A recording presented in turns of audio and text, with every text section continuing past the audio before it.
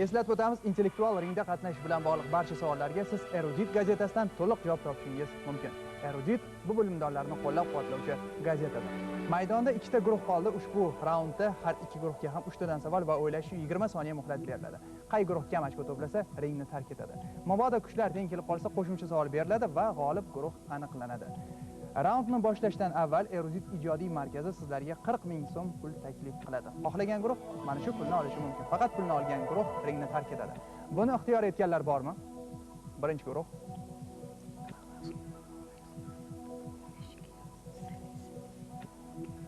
Biz sherigimiz bilan maslahatlashdik.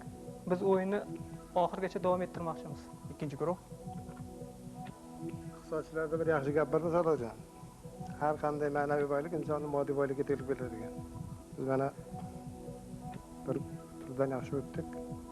O'ylaymiz kundan keyin o'yinni davom ettiramiz. Biz ham sizga faqatgina omad tilaymiz. Tayyor bo'lsangiz, diqqat qiling. Birinchi savol.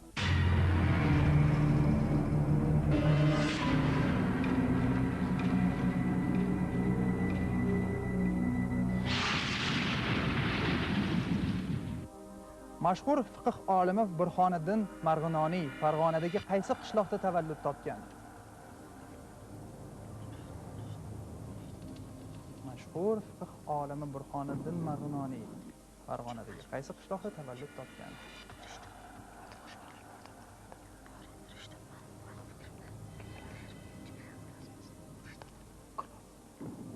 Javob Rishton tumanida, Rishton qishlog'ida.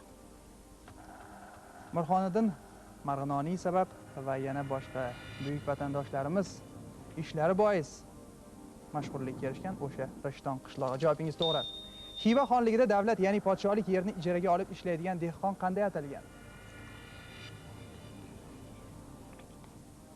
Shoshmang. Vaqtingiz bor.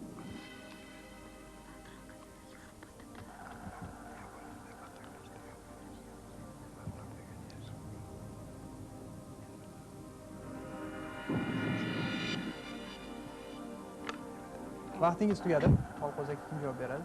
Men javob beraman. Men o'zim tarixni juda ham sevib o'qiyman va turli davlatlarda ijarachi dehqonlar har xil aytiladi, lekin aynan Xiva xonligida bu bevatan deb ataladi.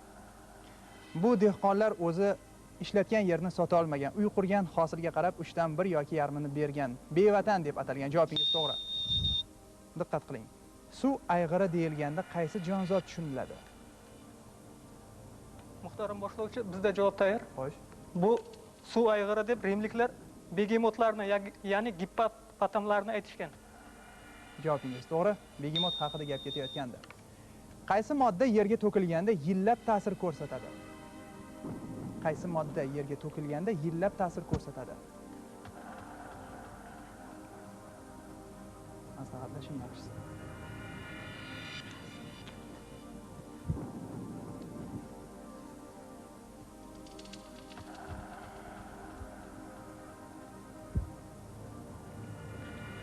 Vaqtingiz tugadi. Qaysi modda yerga to'kilganda yillab ta'sir ko'rsatadi? Taxminimizcha ohak bo'lsa kerak.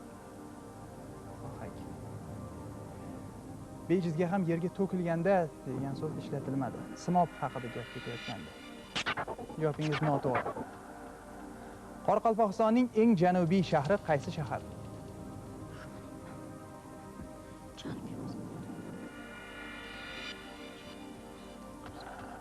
Qoraqalpog'istonning eng janubiy shahri qaysi shahar? Men bizni komandadoshim bilan maslahatlashgan holda o'z fikrimiz Mang'it shaharchasi. Mang'it. Jasorat uchun balla 5. Javob uchun afsuski uning aksi. To'rtko'l shahri. Javobingiz noto'g'ri. Sport olamida Qizil baron deb nom olgan sportchi kim? Sport olamida Qizil baron deb nom olgan sportchi kim? Sport turi aniq emas. Unda sodda savol bo'lib qoladi. Bu 3-tur, 3-raund.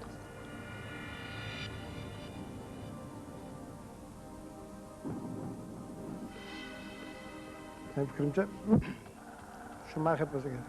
Avtobiyogacha. Qoyil. Mixail Shumaxer, javobingiz to'g'ri.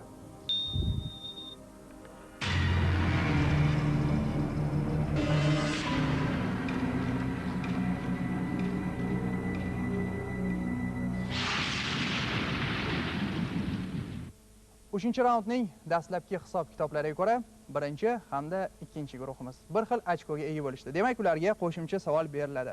Yapon samuraylarining axloq kodeksi nima deb ataladi? Muhtaram boshlovchi, bizda javob tayyor. Yapon samuraylarining axloq kodeksi Bushido deb nomlanadi. Bushido. Bushido. Javob to'g'ri. Yangiariq tumani qaysi viloyatda joylashgan?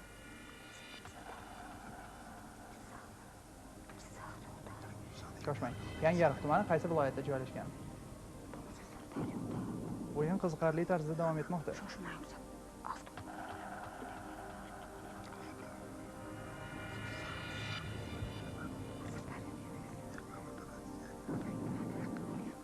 Vaqtingiz tugadi. Yangiariq tumani qaysi viloyatda joylashgan? Sirdaryo viloyatida. Sirdaryo viloyatida.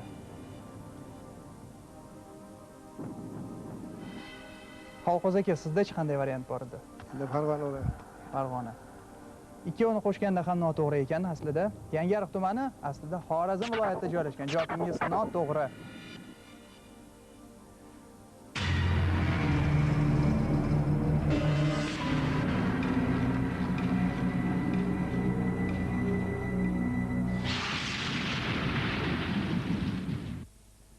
Shiddatli bahsdan so'ng nihoyat 3-raundning so'nggi hisob-kitoblarini ham aytishimiz mumkin. Ikkinchi guruh eng kam ochko to'pladilar. Go'zal Muhiddinova hamda Xalqo'z aka Musulmonov, sizlar ringni tark etishingizga to'g'ri keladi. Siz ham va sizni yoningizdagi hamkoringiz ham birinchi marotaba ishtirok etmayapsiz. Xalqo'z aka, oldingi natija qanday edi? O'tgan safar ham shu polifinal deyiladi.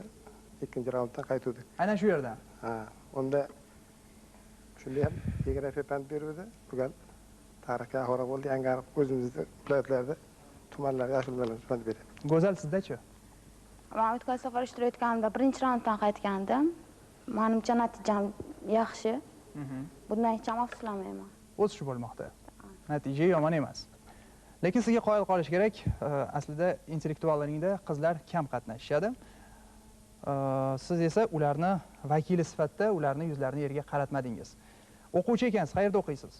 Men shahrimizdagi 17-sinf Xitoy bolalar litseyida o'qiyman. Shu yil bitiruvchiman, Xudo xohlasa, o'zim xohlagan oliy o'quv yurtiga grant asosida o'qishga kirmoqchiman. Omad va muvaffaqiyat. Rahmat. Vakil sifatida, qizlar vakili sifatida sizni dugonalaringizga nima degan bo'lardingiz intellektual ringga chorlash maqsadida? Men respublikamizdagi barcha xotin-qizlarni ushbu o'yinga chorlab qolaman. Chunki yigitlarning hech qanday kam joyimiz yo'q. Kerak bo'lsa ulardan o'tishimiz ham mumkin. Yo'q, Xalqo'z aka, siz nima deysiz bu fikrga? Yaxshi gapirdi. Men ham shu fursatdan foydalanib, iloji bo'lsa mana shu intellektuallar qizlar o'zlari bir jamoa bir qatnashib ko'rsa, qizlarning o'zi iloji bo'lsa ko'proq yoshlar. Ajoyib g'oya. Va shu fursatdan foydalanib, menga mana shu yerga kelishga yordam bergan Zomin tuman xalq ta'limi Qidirali Yoshbayev boshchiligidagi barcha kollektivga, o'zim ishlayotgan jamoaga, menga ishg'oza qilayotgan barcha qarindoshlarimga, oila a'zolarimga, Sharob Rashid mahallasida turuvchi Muzaffar do'stimga, O'ktam ukamga, barcha zominlik iqtisodchilarga alangani salom berib qolaman. Xudo xolasa, kurash davom etadi. Ishtirokingiz uchun tashakkur. Xafa bo'lmang. Intellektual ringda qatnashish uchun hamisha imkoniyat mavjud. Hozircha esa xayr, salomat bo'ling.